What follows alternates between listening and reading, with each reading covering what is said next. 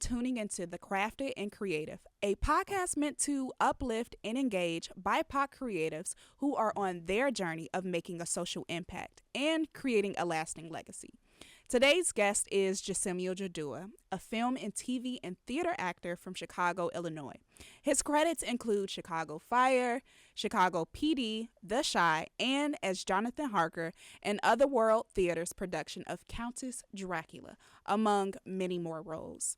Thank you, Jay, so much for being here today. This is also a really good friend of mine. We go all the way back. We go back to Columbia days. We go way back. I remember when you was falling asleep in class. Oh my God, that was crazy. Deja, wake Who, up. who thought that that would bring us together? Right, But that's crazy. I just want to talk to you about just being an actor, being in the hustle of it all. I feel like we started together. We're in the midst of it. We always like have conversations. Like literally, y'all, I'm always going to Jay to be like, "Oh my God, this audition, or you wouldn't believe what happened with this Yeah, agent." Like we're yeah, always talking about it. But I wanted yeah. to know for you, like, what inspired you to even want to be an actor? Ooh, that's a good question. I wanted to be an actor probably freshman year of high school. Before freshman year of high school, I was a chef. I always aspirated to be like a chef and a jet pilot. Aerodynamics and like cooking for my family. I always loved doing stuff like that. But it was this program in our high school, Michelle Clark on the west side of Chicago. It was improvisation. I didn't know what that was, so I joined it, and I said, "Oh, okay." I got on our auditorium stage, and I'm like, "Oh, okay, this is what acting is. It's like acting without a script." I said, okay, I think this is the moment when I decided I wanted to be an actor. So I went home and told my family, like, this is what I want to go to college for. I want to be an actor. The feeling I got on stage was it was like no other. So I said, Mm, okay, I want to go for mm. So, like, it. Mm. was that the moment that you were like, oh, I want to do this as a career? Or was it something that was just kind of like a hobby at first? Like, Mm-mm. Mm-mm. No, I wanted to go full fledged. I oh, wanted for. to take this to the bat. Yeah, this is what I wanted to do for the rest of my life. Mm. And like, Mm. I mean, your mom is so supportive. Like, honestly, just your mom is like always so supportive and so loving. Like, was she supportive when you first decided, like, oh, yeah, I want to be an actor? Like, this is what I, want to do with the Yeah, rest of my life? yes, yeah, she was probably more supportive than I was in joining this career because you know how society put these pressures on you, like you got to go to school for like business or lawyer or something concrete so you can make some money, right? So that's what I was thinking of as a man, but I went home and told her. She said, "Well, if this is what you want to do, if this is what makes you happy, then go ahead do it. Mm-hmm. And then if it don't work out, then you can always try it and try to go back to school and try something else. But if this is what you feel like you want to do in your heart, go ahead and do it. Try it. Give it a shot. It's not gonna hurt." Mm-hmm. So she gave me that extra push that I needed to go ahead and say, okay, I'm gonna go ahead and try it. Mm. And so, like, Hmm. how did you find Columbia? Like, was it? I know for me, like, when I was trying to look for colleges to go to, I was like watching Fame. I was watching High School Musical. I was like, oh, now I Oh need yeah. to, go to an art school. Like, was that a Hmm. similar journey for you? Like, watching TV and getting inspired to decide to. Yeah, I think with that, my grandma. I don't know if I told you, my grandma was in the arts too, way, way when I was a little kid, and she actually pointed me Oh, to grandma. Columbia College. My grandma.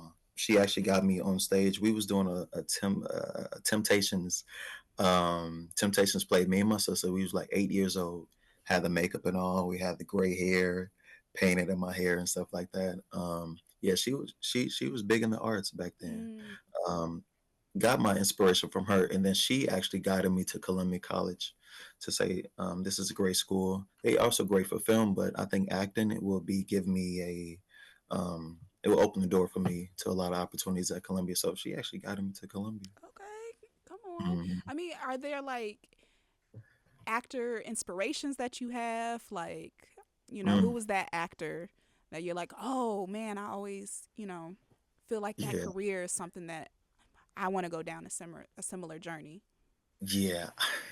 I feel like every male say this. What they do? Do everybody say Denzel Washington? Denzel, come on, Yeah, Denzel. do everybody I'm say like, Denzel got Washington? King But Kong on.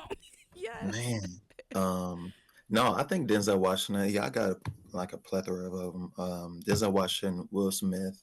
I like to look at like multifaceted actors too. Like if you're an actor, what else are you great in? Will Smith, Jamie Foxx, the comedy greats, Mike Epps, um, stuff like Kevin Hart, so stuff like that. But I think in the beginning stages, I think Denzel Washington was, I think, the Right. driving force, and as an example for me to be an actor.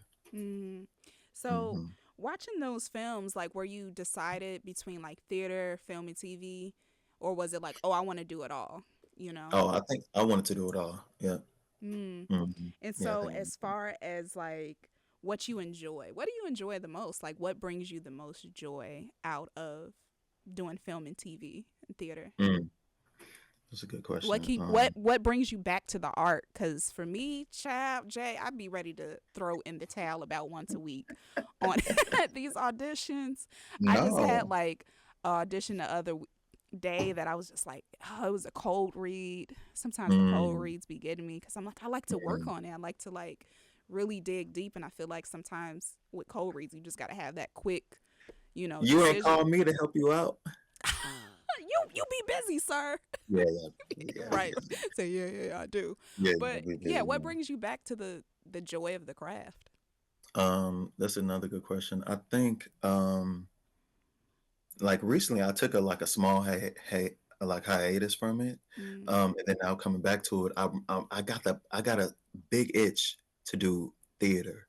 mm, Like I got this before it was like film, TV. Oh yeah, I'm gonna be famous. I'm gonna be woo, woo, the notoriety. That's what I wanted from film and all this other stuff. But mm, after my hiatus, I think I became a little more grounded, and now I have a clear vision on what I want to do. I think film, because that's why I started, and doing improvisation and then film through Second City and the Goodman Theater. But um, I want to yeah. say theater because you get that raw or get like organic emotion, and I can tell the story with the audience, and I feed off the audience there. So Yeah. yeah, theater.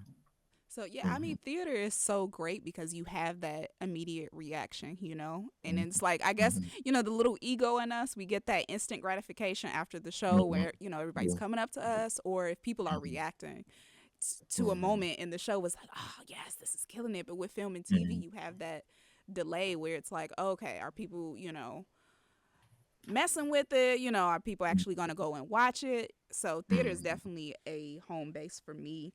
Um, Yeah. as in terms of like wanting to go to LA outside of Chicago, what's Mm. keeping you in Chicago versus making that huge jump to LA? Because a lot of people think like, oh, you have to be a creative, or if you're going to be a creative, or if you're going to be an actor, you have to make that move to LA. Mm. Yeah. I'll tell you this quick story. Of what my agent said, and then what I was taking a class at that time when I had that thought in my head, like, you know what, I want to challenge myself. I want to do it big. I want to do what Taraji P Henson did. What she did, she had like $700 in her kid, and she went to California, and that's all she had. Mm-hmm. I think I want to do something like that, but I consulted that with my teachers at the time. I was taking an on-camera class. Mind you, these teachers I knew from prior jobs, prior experiences, and stuff like that. They told me the same thing what my agent told me. They said, "Nope, don't do it. We get the theory of going down to LA, but no, don't do it because it's a." My agent said it's a I'll be a I'll like it's a bigger pond out there, and I'll be a Mm-hmm. smaller fish. And then the instructor said that um, you don't know nobody out there, and this industry is all about relationship building. So they already knew, I already had relationships throughout the casting agencies throughout Chicago, and Mm-hmm. they said all that would be just wasted out the drain. While you're going out there to LA, you will start all over again. Mm-hmm. So they Yeah. said you can do it, but it's gonna put you back at least 7 years. I'm like, I don't know if I got 7 years to, just to give away, but you know, this industry is about who you know, Mm. majority about what you know. So I kept that advice. Mm. I mean, Mhm. you've worked. I mean, you've booked in Chicago. I feel like every time I'm turning around, like, Jay, are you set for something? Like, what, like, how are you just popping up? So far out of all of the shows that you've worked on, what's been your favorite show from Chicago PD? Mm. Chicago Fire. What's been your favorite on set experience? I think I would say, what did I say the first one? What did I say the first See, one? y'all, look, he gotta go down memory lane. Some of us ain't booked that Look, much, look, let y'all. me pull out my little sleeve. Um, no, no, no. But I think it would have to be like the first one. Um, I think it'll have to be the first one, and then just very That quick was because Chicago I think PD. that was Chicago PD, and yeah, that was Chicago PD. I was at work. My agent called me. She was ecstatic over the phone, and I think it's my favorite one because of the beginning, middle, and end. With that experience, she told me about it. I'll be shooting at the water tower. I'm I like, mean, I you had a never even. whole arc. You Yeah. had a I'm like, character I arc, never. man. Yeah. I never even been to the water tower when I live in Chicago. I'm like the water tower. Mm, What in the world? Um, so the water tower we shot there when the whole building was closed, but they brought in 500 extras, and the whole I'm like, dang, all these people and all of the extras just looking at me like, who they think this is? Like walking up in here, I'm like, don't shoot me. I want to be your friends too. But mm, that whole experience, I was just in awe from the extras. I made a few friends from the cast and production all the way throughout, and then my agent. I think the whole experience was just I know an experience I would never never forget. what is your process for even like getting into a character? This is another good question. I actually just I always want to look at the physicality of it. I know we took class together. Catherine Slade, she always talk about the Mm, voice and the yes. physicality. I think um for me, I have to see it like visually. So for me to visually see that on me, I would have to put myself, I would have to create this character in a certain scene. Okay, he's probably leaning like this. Because normally I would sit like this, but this character normally lean like this. Mm-hmm. And then if I have the physicality, my voice would change Mm, automatically, from doing this. And then I would start learning the lines, and then I would just talk like this the whole time with the mm, character. And then I would just lean into that whole physicality of it, and just maybe I would move my chair like this. I think for me, I start with the physicality first, and then the memorization last. mm-hmm. Uh, that would give me the arc that I would need and to make the scene dynamic in order to be cast. Yeah, that's amazing Mhm. to hear that, you work from a physical standpoint into the Mhm. work. Actors, we always have to do the work before we even book the job. So I want to know, Mm. like, what's been your best audition versus your worst audition? Mm. Um, my worst audition. My worst audition would, and I think I got a little bit. Maybe I got a little bit blacklisted from because they don't call me in no mo. Um, Do we want to uh, say what? do I want to? No, you ain't got to say what cast. Right? We Yeah, gon' yeah, we yeah. I don't gotta gon' say what guys, But but what um, happened? I don't know if I even tell you this one. Um, I was off book for the lines, so I went in. They had And the whole. anybody that doesn't know acting terminology, I'm sorry, friend. Mhm. No, Off you're book is just you're memorized. You know your lines. You show up. You good. don't need the script. Mm-hmm. Yep. So your agent give you the audition. You get the script. You learn the lines. Usually the casting director wants you to be off book before they send you in to the go to audition room. So I went to the audition room ready, had my Mm-hmm. lines memorized, everything, and then I did the scene. Um, but she had said, "Okay, now do you know where you at?" I'm like, "Not really. Can you? No, not really." This was like when I was a little younger, and she said, "It's in the script." I'm like, yikes. I'm like, yikes. But she said it I don't know, but she said it in a like condescending tone, like, Uh, this is the worst. I'm like, let me just go ahead and read it. Let me no. pull up the script and let me just. And so I did the audition, but I walked out of there like, let me get up out of here. Let me get my stuff out of here. I see But ya. see it. But yeah, yeah, that was the worst audition. I like, Yeah. I think I was rushing. I didn't prepare the backstory. Like I didn't like fully like did a full scene analysis.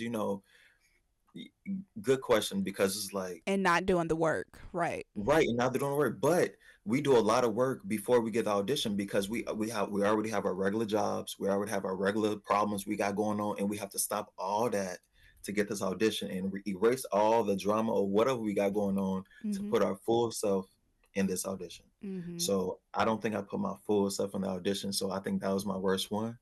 Um, but my best one was when I was like honing my craft and learning that, because I am a theater actor, like you said earlier about you too.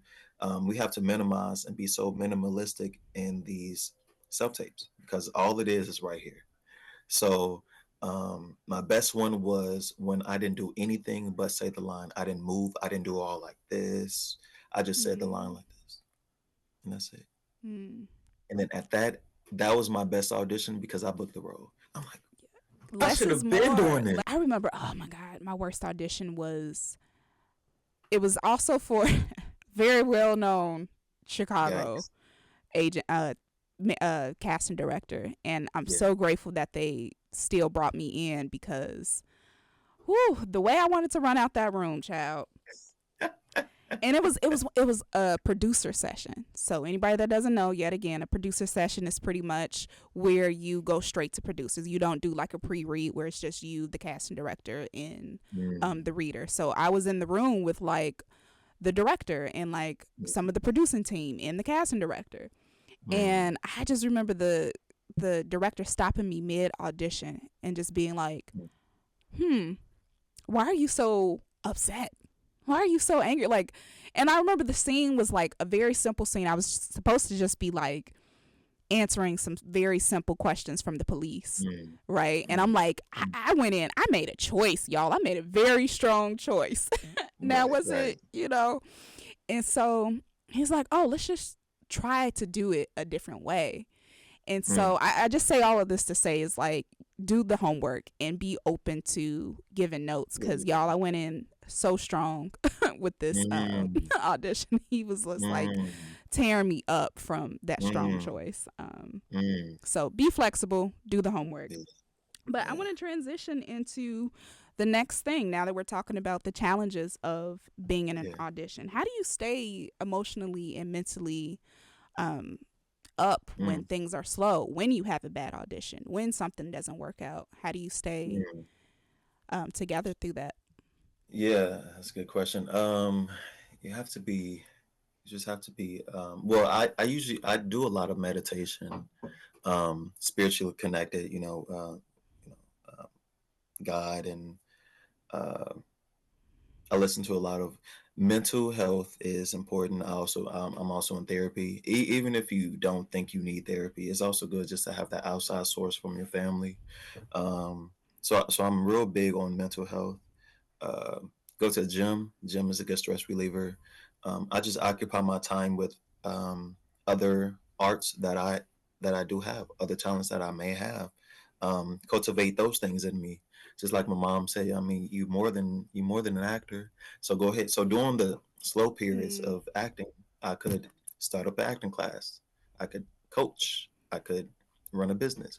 So I keep my mind occupied, keep myself busy instead of being so focused on um, getting a job, because the jobs like this, it's always fast, so you always got to be multifaceted, I believe. So I just be doing other things, to be honest.